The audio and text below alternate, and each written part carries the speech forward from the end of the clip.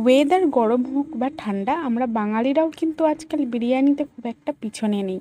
কি বলো? বিরিয়ানি কিন্তু সব সময়ের জন্যই ভালো লাগে। আর আমি বাইরের বিরিয়ানিটা একটু কমই প্রেফার করি, আর বাড়িতেই বানাই, সেটা যেই বিরিয়ানি হোক না কেন।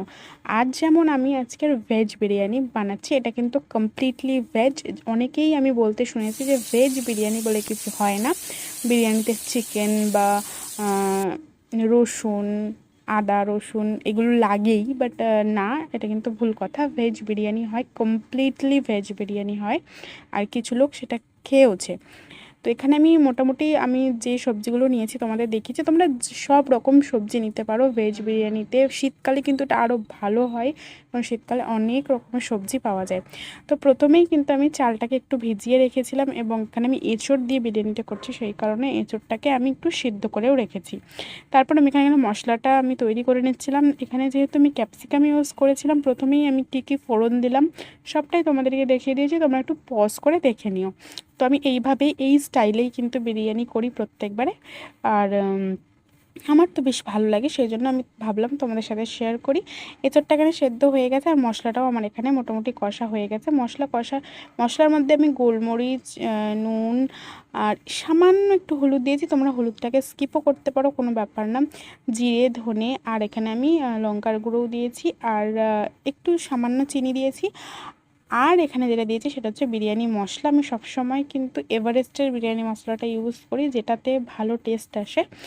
তো তারপরে আমি আলু আর যে সমস্ত সবজিগুলো ভেজে রেখেছিলাম, যেগুলো নরম সবজি সেগুলো তোমরা নাও দিতে পারো, যেমন ফুলকপি, এরকম টাইপের যখন ভাজা হয় সবজিগুলো সেগুলো কিন্তু ঘেটে যায়। তো ওটা বাদ দিয়ে যেগুলো শক্ত, আলু, গাজর, এই টাইপের সবজিগুলো তোমরা দিয়ে দিতে পারো। এবং এখানে আমি একটা মশলা তৈরি করেছি, যেটার মধ্যে আছে, মানে এটা আমি তেল দিই, তেলের মধ্যে আমি যে বিরিয়ানি মশলা সেটা আমি ভিজিয়ে রাখি, এবং তারপর এটার মধ্যে আমি লাস্টে আতর দিয়ে বিরিয়ানিটা যখন সাজাই, তখন আমি ওটার মানে রাইসের উপরে আমি ছড়িয়ে দিই প্রত্যেকটা লেয়ারে।